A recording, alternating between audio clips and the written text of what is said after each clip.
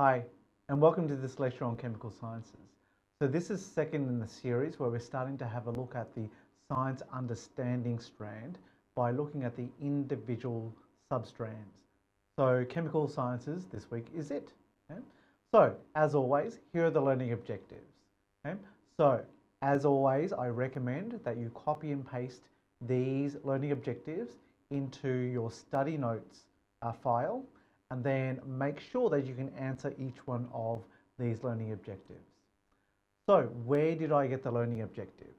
So what I did was I looked at the Australian Curriculum Science within the Science Understanding strand, well, more particularly chemical sciences, and I identified the content descriptors years 7, 8, 9, 10. So just like with the physical sciences, I then highlighted in red the topics for each of the content descriptors, and that's what I've identified down the bottom. Okay, so they are going to be the broad areas that we're going to have a look at today. More specifically, where I want you to be able to nail these learning objectives within the identified content descriptor, the identified concepts at the bottom of this table. So let's get started. Okay, so chemistry is broadly can be divided into two areas: the study of chemicals and the study of reactions. So within chemicals, the first thing that we need to actually sort out is the different types of chemicals. So pretty much everything in the universe, which is made up of matter, is made up of chemicals. So that's what we're going to have a look at today. So when we have a look at all matter, which is made up of chemicals, they can be divided into pure substances or into mixtures.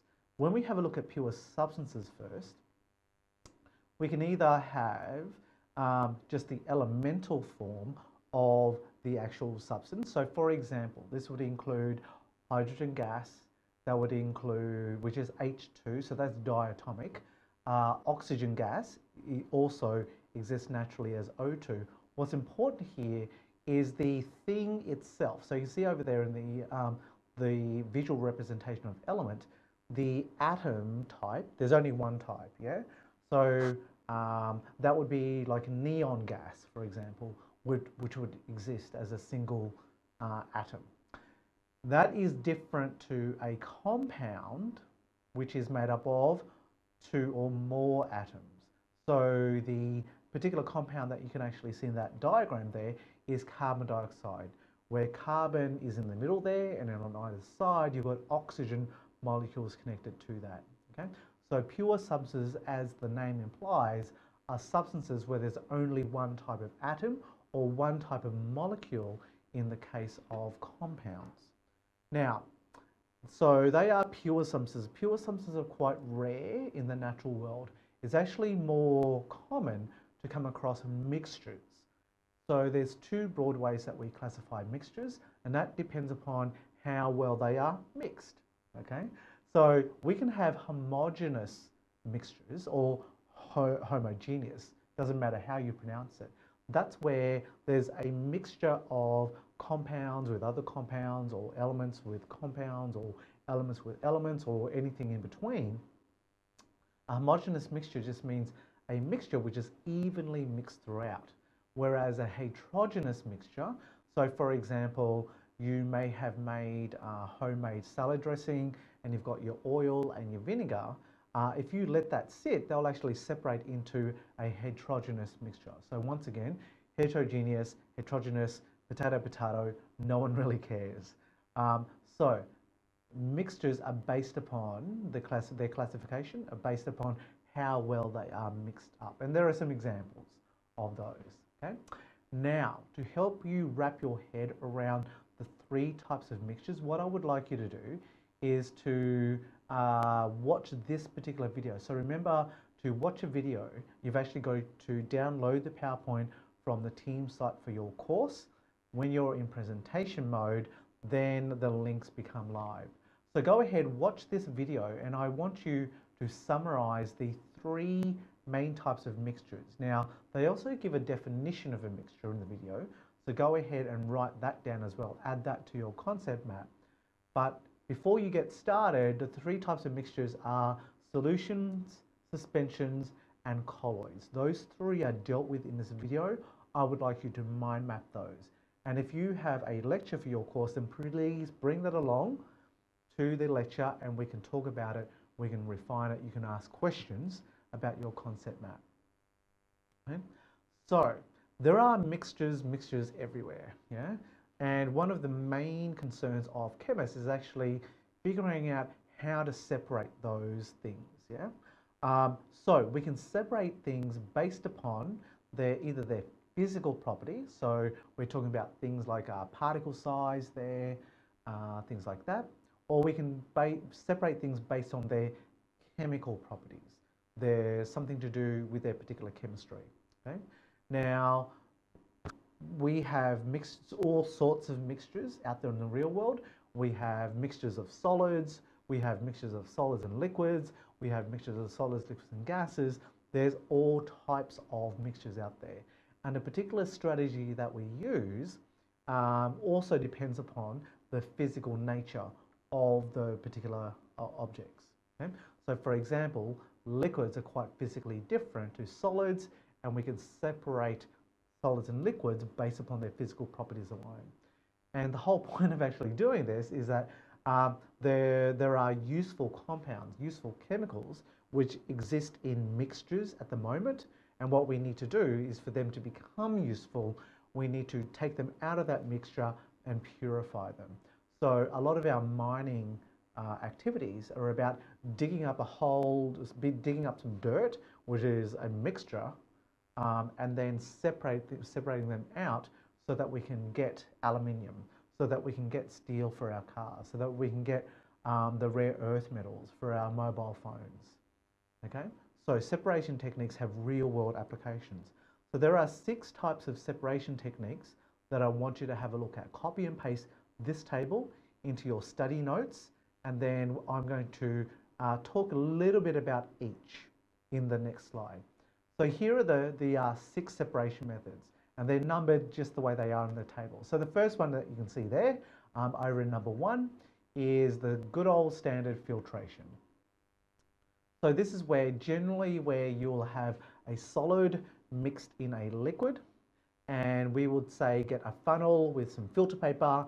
We would dump, say, muddy water in the top, and muddy water is a suspension which has dirt particles all throughout it, giving it that muddy appearance.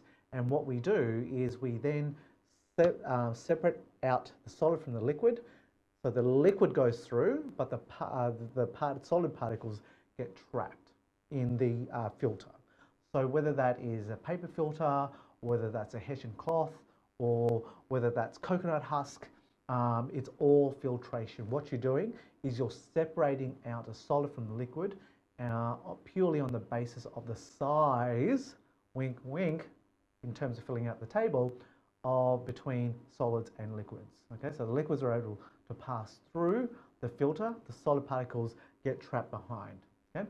You can also use this for just separating solids from solids, for example. Say, for example, you are sorting apples because you're an apple farmer by size. All you would do is you would have your filter make sure that the little apples fall through and the big apples stay on top, and then they pass off and you do whatever that you need. Okay? But in general, filtration processes are all based upon the physical attributes of size. Okay? The second example that you can see there is magnetic separation. So for example, that's completely made up scenario there, but where you've got some sulfur that's mixed in with some iron filings and you somehow manage to mix those up, what you would do is you would use the chemical property of magnetism to be able to separate that ferrous compound iron filings from the sulfur, which is non-magnetic. So this is based upon that property, a magnetic property. Okay, so anything magnetic or anything which interacts with the electromagnetic field in a significant way, you can use magnets to separate them out. So for example, you might have, say, steel cans in amongst a whole heap of aluminium cans because you're a recycler and you want to be able to take out the steel cans easily. You might be what's the other example that I had? Oh, you might be looking for a needle in a haystack. Okay, so that needle is magnetic and the haystack is non-magnetic. And so if you had a powerful enough magnet over your great big haystack, then it should be a simple matter of actually finding that needle. Okay, so that's magnetic separation, obviously based upon the property of magnetism. These fine folks here, what they're doing is, what they do is they let on seawater into a shallow pool in on the high tide. They block it up and then they let the sun do its magic. So then evaporation, that evaporates off the water, leaving behind the salt which was in that seawater. And then they come along with these brooms and shovels and they sweep them up into piles and they put them into salt shakers for us. So this is based upon the separating out the solid, which is the salt, from the water. Yeah, and so this is a physical property that water evaporates. So this is based upon physical property. Okie dokie. And so there's all sorts of applications where we evaporate off a liquid to get a solid left over at the end. Okay, and I'll let you use the internet to find those other techniques apart from salt harvesting. So the fourth, which is over there, number 4, is using a centrifuge. So this is where you might have, say, a blood sample. So you've just gone in to get your cholesterol checked, for example. So the nurse or the doctor will take the blood out of you and then they'll put it into a test tube, put it into one of those things, spin it really quickly. And based upon the physical property of density, what will happen is the more dense, heavy stuff will sink to the bottom, the light stuff will stay up around the top. So for example, if you've gone in to get a cholesterol test and you have had a sample taken just after you've eaten a nice fatty meal, then that vial, once it's spun down, you'll have a red layer down the bottom, quite a dark red layer down the bottom. They're your red blood cells. Then you'll have a clear watery level above that. That's the plasma, which is the liquid part of your blood. It has dissolved minerals and salts and carbon dioxide and a few other things. And then on top of that, you'll have a milky fatty layer, and that is the fat that is actually in your bloodstream and is being transported around your body, either to your liver for processing or to your fat cells for storage. Okay? So there are a whole range of real-world applications of the use of centrifuge. If you've got a salad spinner at home, so there, okay, what you've got is you've rinsed your salad, put it in your spinner, you spin it round, and using centripetal force, not actually a thing, flings the water out to the side of the container and it goes down. The old school way of doing that is washing your salad leaves, wrapping it up into a tea towel, and then swinging it round and round and round. That forces the water off your leaves into the tea towel. So there's another example of using a centripetal force to separate out, to remove and separate things. Yeah. That fifth example that you can see there is chromatography. So chroma meaning color, graphy meaning to write. And so what this, the most common application is what you can see there. So for example, if you were a forensic scientist and you were trying to determine where the ink came from that the murder note was written in, what you would do, you would get a sample of that ink, you'd put it into a setup like this. So you put a dot of ink at the bottom of a piece of chromatography paper, you dip it into solvent, it might be ethanol, it might be water, it needs to be able to dissolve and carry the molecules that you're in the ink. And what happens is, as the water through capillary reaction gets drawn up through the chromatography paper, it will take your ink sample and actually separate out the molecules within the ink. So the ink in, say, your black pen is actually made up of a number of different types of colored pigments. So you don't just have that black pigment, it's actually made up of other colors, and that's mixed together by the pen manufacturers. Now, some of those molecules are bigger than others. So you've got some big ones and you've got some small ones.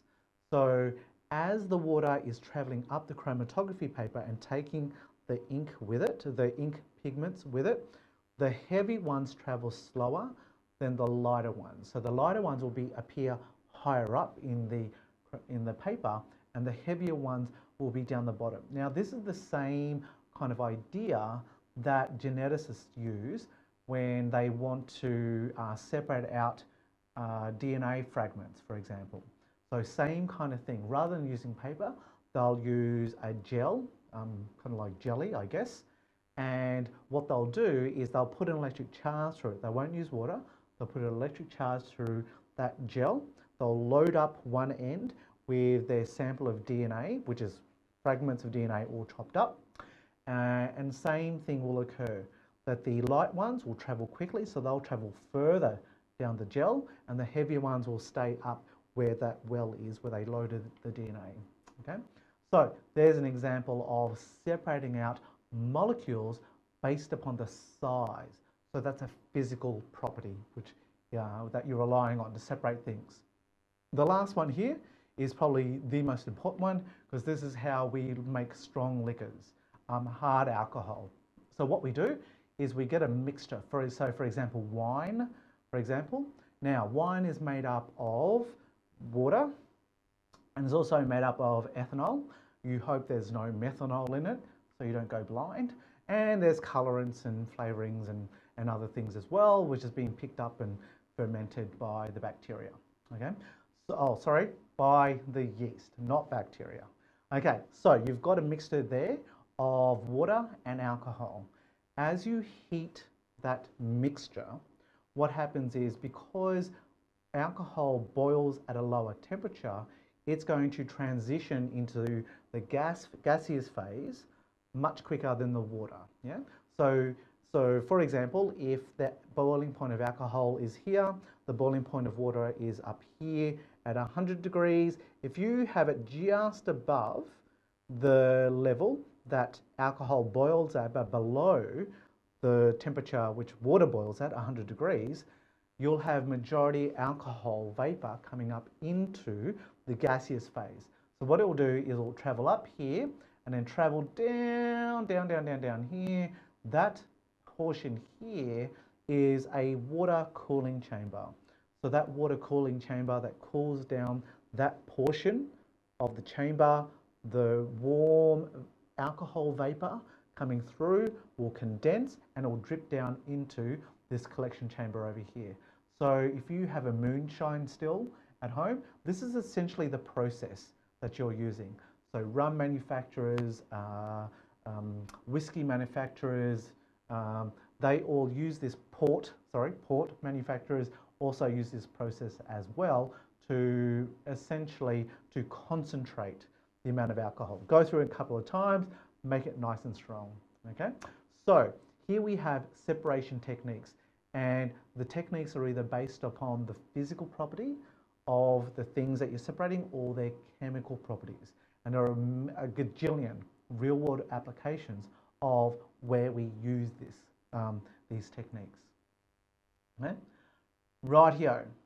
So, one of the major theories within chemistry and how they think about chemicals is this thing called the particle theory.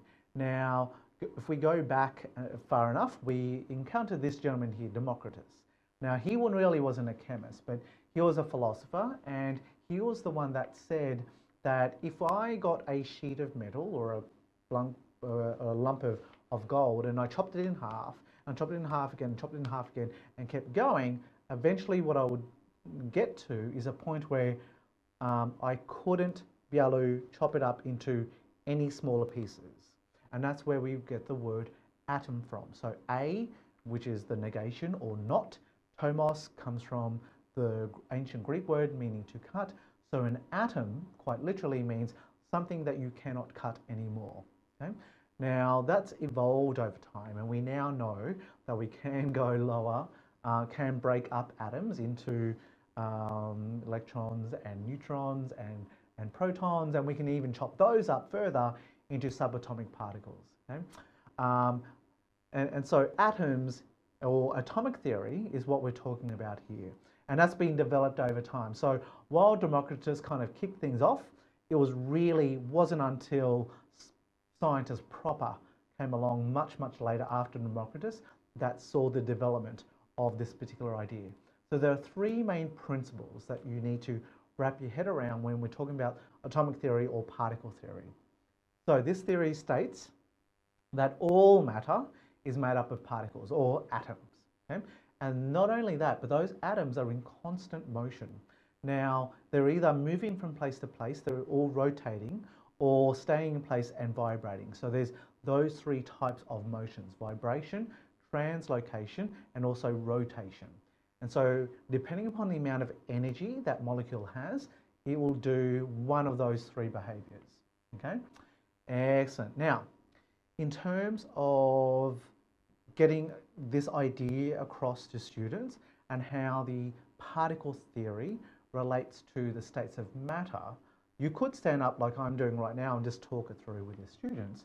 But what's more powerful is that if you can show your students.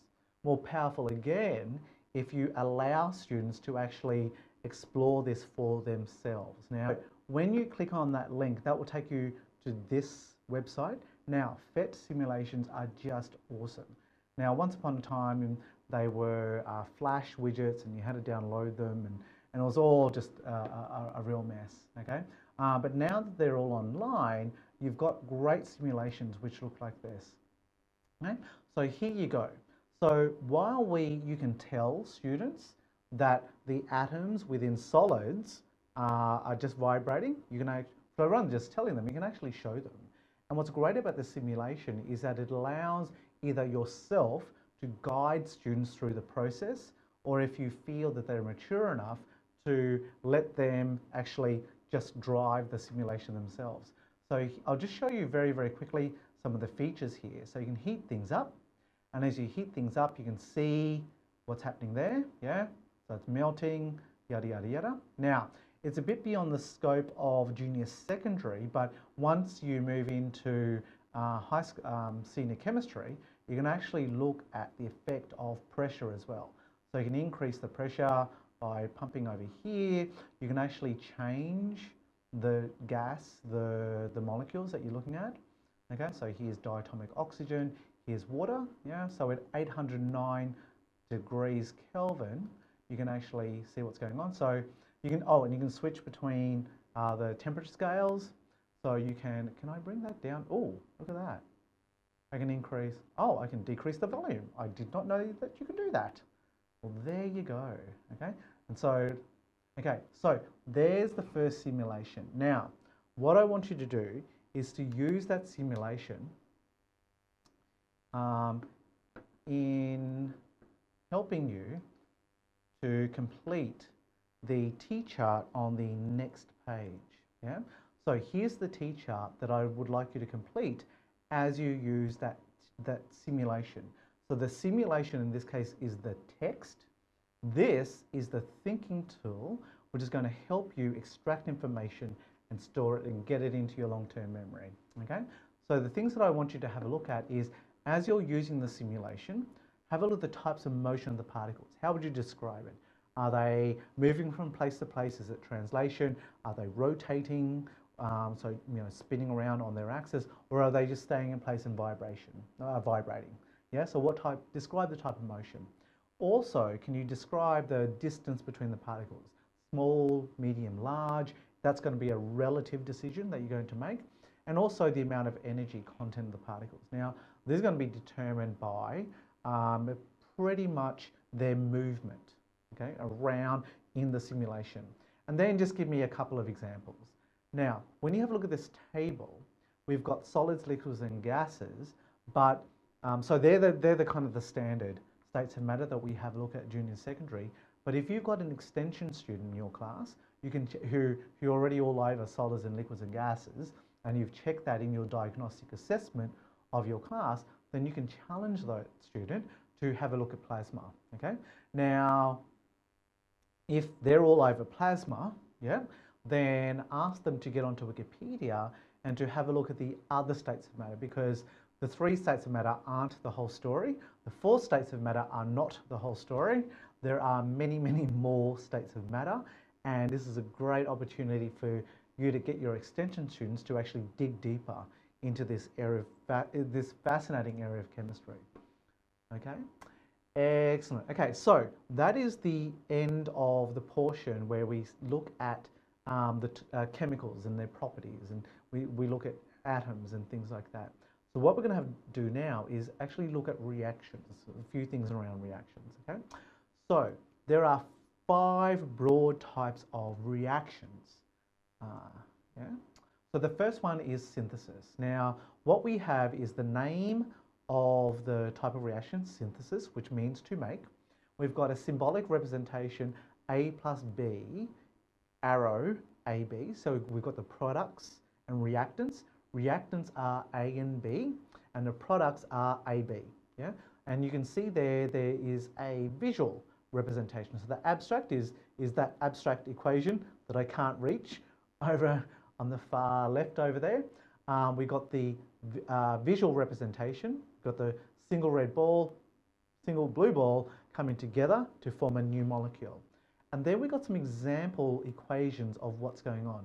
So that top one there with nitrogen and hydrogen, that tends to happen during thunderstorms. So with a loud crack of lightning, that is enough energy for the nitrogen and the hydrogen. Well, it's not going to exist as diatomic hydrogen in the atmosphere, but you've got the reaction between nitrogen and hydrogen together to form ammonia, and plants love that stuff.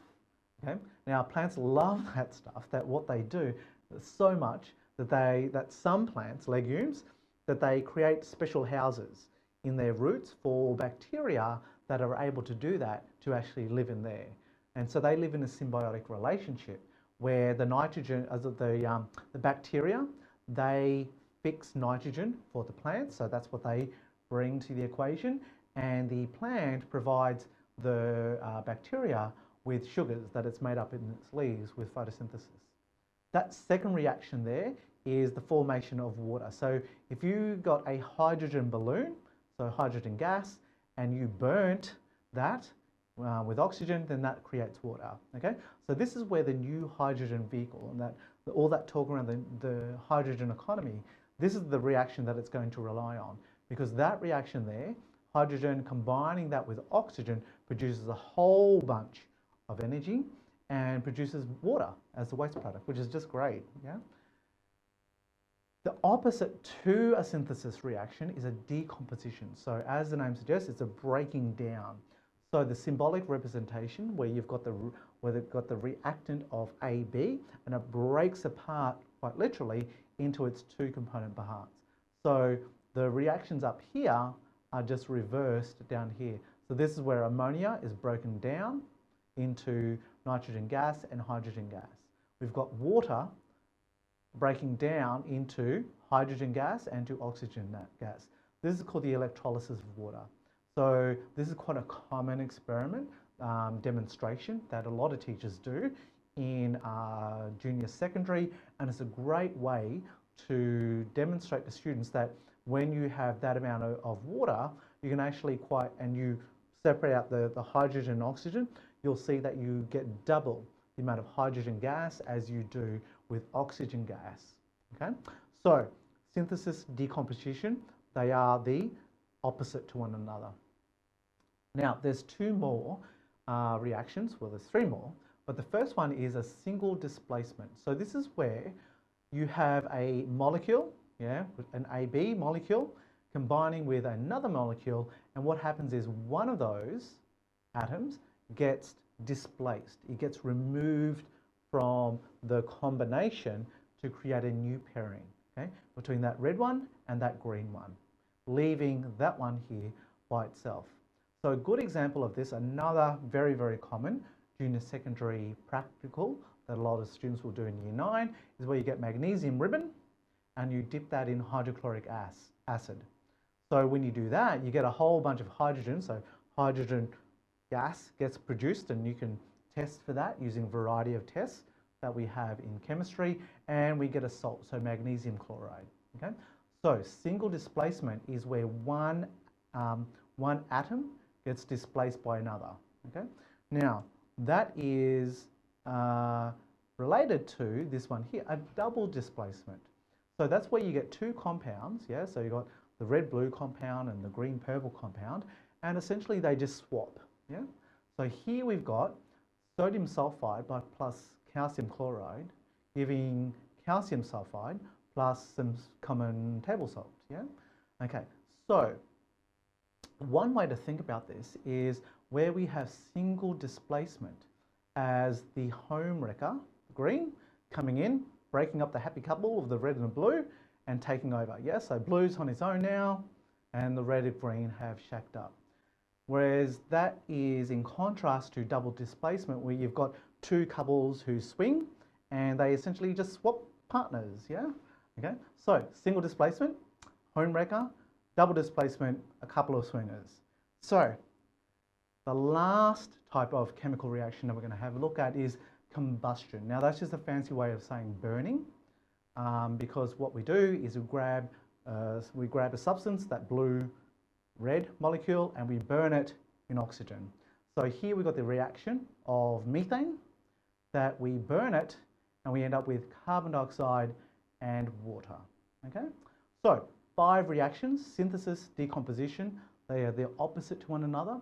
Single displacement, double displacement, that's where you get swapping out of molecules, and combustion, which students will learn are redox reactions when they get into 11 and 12, are ones which involve oxygen. So rusting is an example, burning is another example. There's a whole range, yeah? And so this is kind of the reaction, not with methane, obviously. This is kind of the reaction that occurs in our mitochondria. So when we say that mitochondria are the powerhouses of the cell, that's because they are taking glucose and burning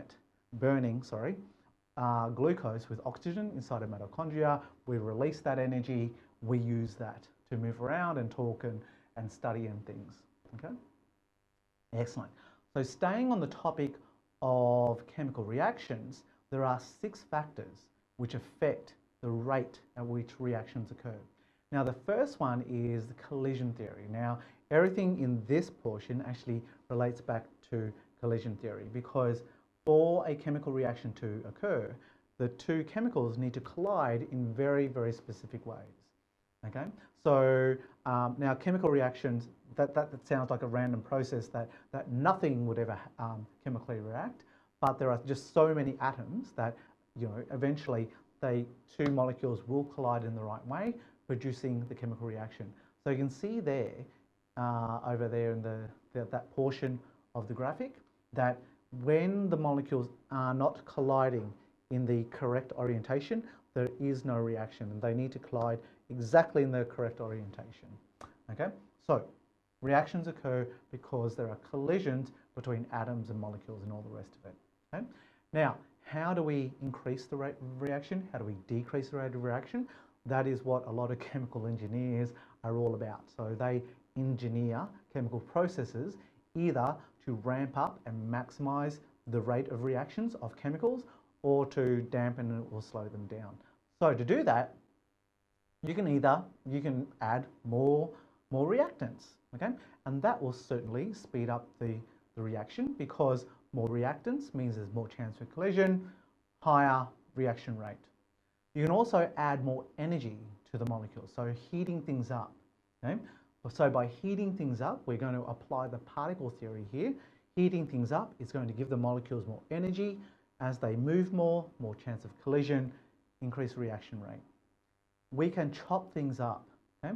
So the best example of this is if you are making mashed potato, then rather than boiling whole great big potatoes, if you chop them up, yeah, they will boil much quicker, because there was a greater surface area for the cooking to actually occur. And same thing in chemistry. So if you want to speed up a chemical reaction, don't use a whole block.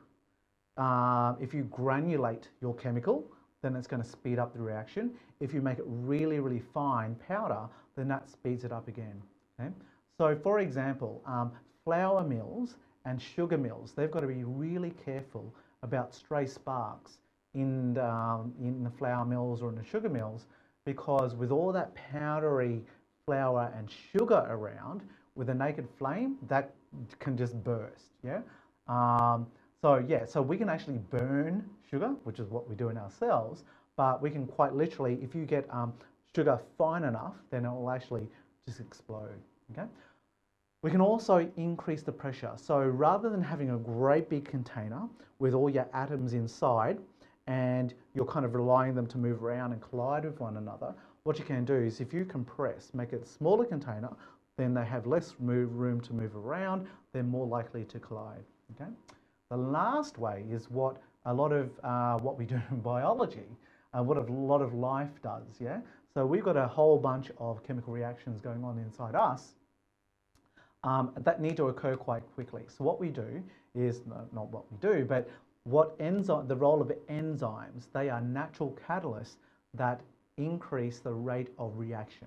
Now there are some enzymes which what they do is they grab onto one of the reactants and they hold the molecule in a particular orientation, making the chance of the collision in the correct orientation to occur. There are other enzymes which will grab molecule A, grab molecule B, and I'll smash them together and then ensure that the chemical reaction occurs that way. Okay? So in terms of energy, what we are talking about is that enzymes reduce the activation energy for a chemical reaction to occur, either by holding one of the reactants in the correct orientation. Sometimes what an enzyme will do is that they'll grab onto a reactant and put pressure and apply pressure to one of the chemical bonds, again reducing the amount of energy that it takes the reaction to occur. Okay, so they are the 6 ways that we increase the reaction rate. Now, what you're required to be able to do is to be able to not only apply collision theory, but to demonstrate how atomic theory and particle theory comes to bear on this on affecting reaction rates. Okay. Now, this is in the syllabus in year 9 or year 10, but ooh, my phone just went off. But we're not going to necessarily cover it for the exam. Now, it's good for you to know this.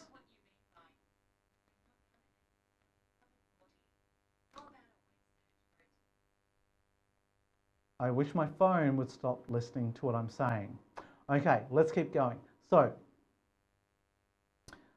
this part is extra in the video. Now, it's nice to know, and definitely you may need to actually teach us the concept, but it's not going to be something that we're going to focus heavily on the exam. So do watch this at some stage in your own time. Okay. Now, let's have a look at how the atomic theory has changed over time. Now, I dealt with this when we looked at the nature of science earlier in this course, but here it is again, because it is a great demonstration of how science works, the nature of science. Okay? So for example, one of the ways that science works is that science is hugely collaborative. So this relates to the praxis. So it started all the way back with Democritus, coming up with that initial philosophical idea of something which cannot be cut anymore.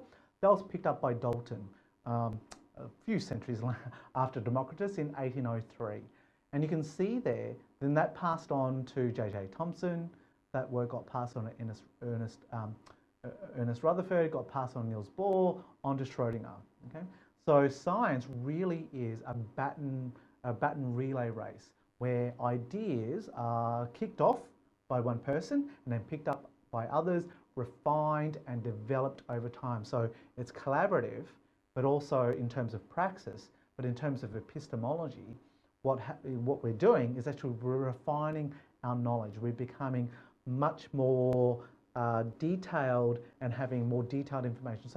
So for example, the solid sphere model that Dalton came up with, yeah, that was okay, but we could have done better. Yeah, J.J. Thomson was that person who came along and said better. It's like, okay, yeah, we can think about them as billiard balls, but the billiard ball or the plum pudding is actually positively charged, and then you've got these raisins and dried fruit, which are negatively charged embedded in that solid mass. Well, that got improved by Rutherford, improved again by Bohr, improved again by Schrodinger. So it's a great demonstration of how science actually works, about the nature of science. Okay, so make sure that you're able to describe the development of the atomic theory, but then also what that tells us about the nature of science. So if you've forgotten what the nature of science is, please go back and watch that relevant video, The Nature of Science. Okay?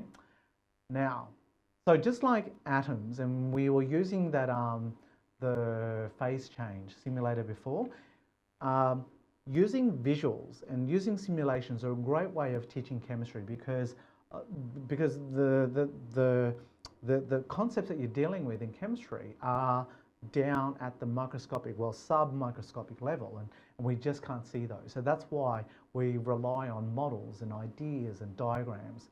Now, to help you wrap your head around the scale of atoms, there are two good videos here. So one's a TED video, and I'm sure that one is Kurzgesagt. So those are recommended sources on YouTube. And this one here, I'm pretty sure is Crash Course. So in terms of the history of the atomic theory, which is this, if you want to access this text, then I also recommend that as well. So watch those videos. That will give you a deeper insight into just how crazy atoms actually are. Okay? Rightio. Here's another video for you to watch. And in this one, I'm going to ask you to have a look at the development of the periodic table. So once again, so the reason why I got all these gentlemen here is because they played crucial parts in the development of the periodic table. So once again, somebody developed an idea, another person read about it, added to that idea, improved upon that idea, and just like a baton relay, those ideas got passed and refined over time. Okay? Ended up with Mendeleev, and because of the predictive power that he had in his theory, in his arrangement of the periodic table, it became the representation of choice. Now, there are many other representations of the periodic table, but it's Mendeleev's representation that we have a look at the moment. Okay, excellent. So make sure that you do that. Now, so what we've got here is the learning objective, describe the development of the periodic table. We've got the thinking tool, which is the timeline, and timeline is a network, it's a flow diagram, yep. And we've got the text. Okay? So when you are designing lessons as a science teacher, these are the three key elements that you always need to be thinking of. Okay? So make sure you do that at some stage. Okay? Rightio, the last thing that I'd like you to have a look at is the periodic table. Okay? Now, yes, you can show them periodic tables on bits of paper, or you can show them the poster which is up in your room. But again, the more that you have students interact with the text, the better it is for their learning. Okay, so we'll get out of here again, and then we'll go over to the periodic table. Where's my cursor? There we go. Come on. Excellent. So there's that simulation. Now, here is that periodic table. Now, you can see as you roll over different elements, it actually gives you different information. Okay, so then you've got your alkali metals over here, and you got the transitional metals here in the middle. Then you've got the lanthanides and actinides down the bottom. And what's really cool about this simulation is that you can explore various things. Now, you can have a look. So you can, for example, if you want to, you can manipulate these here. So get rid of the names, get rid of the weights. It's much more simplified. If you want to have a look at the electron arrangement, so how many electrons are there in each shell? So for example, so let's look at an easy one. Lithium has 3 electrons, 2 in the first shell, 1 in the next. Sodium, 2, 8, 1, and so forth. Yeah. So this is a great way for you to have your students explore the periodic table. Now, what's also good is that it's linked, and this is one of the benefits of using web-based simulations, is that information can be linked and hyperlinked. So here we've got, once you click on lanthanides, it will take you to the Wikipedia entry on lanthanide. So it's a great way to have your students do research. So if you want to have your students know more about carbon, the history of carbon, it's hyperlinked to the Wikipedia page for carbon. Okay? What you can also do is, now where is it? Cool. Okay, so this slider here, you can have students explore, so right all the way down at absolute zero, the only liquid is helium. As we increase the temperature, and everything else is solid, yeah? As we increase the temperature, increase, yeah, we get to about here. Okay, so let's go to about room temperature-ish, about 22, yeah? So this is where we are, okay? At the moment, so we've got a bunch of gases. There's a bunch of gases over on the right there, known as the noble gases, and we've only got two liquids. Helium, whoopsie, I've moved it. Let's go there, 22, yeah? So at room temperature, we've got not helium, we've got mercury as a liquid and bromine as a liquid, and a whole bunch of solids, yeah? Excellent. So your challenge for the use of this, this interactive is for you to have a play with it, explore, and what I want you to do is to identify patterns as you go from left to right in the table, and then patterns as you go from top to bottom in the table. So work together with a buddy. Now those answers are easily Googleable, but I want you to have a go first at exploring yourself using the simulation, yeah, and have a think about what was challenging for you, and therefore, if it was challenging for you, what scaffolds would you put in place to help your Year 8, Year 9 students use that interactive periodic table for a similar purpose. Okie dokie. So if you have a lecture in your course, then please do bring along those patterns. The patterns I want you to look for as you go left to right in the periodic table and from top to bottom in the periodic table. There are a whole bunch of patterns, okay? Find them, bring them to the lecture. That brings us to the end of the chemical sciences lecture. So remember, we've covered each one of these learning objectives. Copy and paste the learning objectives into your study notes document. Make sure that you can answer each one of these learning objectives. Thank you very much.